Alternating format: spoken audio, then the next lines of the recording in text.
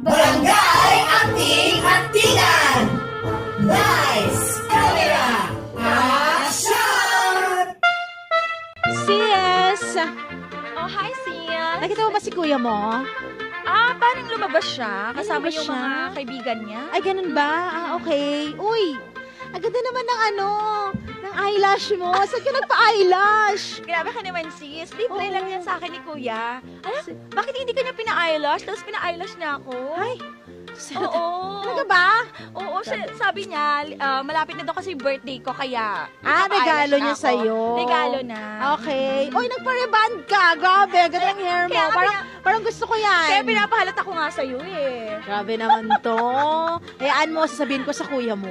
Pero sis, hindi mo bagay ng ganito eh. Ha? Mas bagay mo Ay, yung... bagay ko yan. Ganon, oo.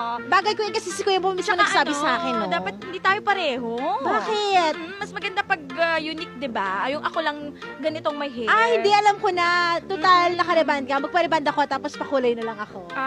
Dagdag ko na lang din ang kulay. Para mas Sis. maganda, para mas kakaiba naman sa akin. Gitera ka talaga, no?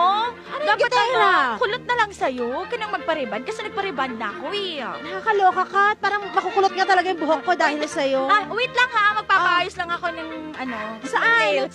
Saan? Oy, sama mo naman ako. Nakakaloka. Hindi na pwede ko naman magandang nails. Maiwan ka na. Kailangan ko rin grabe naman to. Bye! Barangay LS 89.3 Forever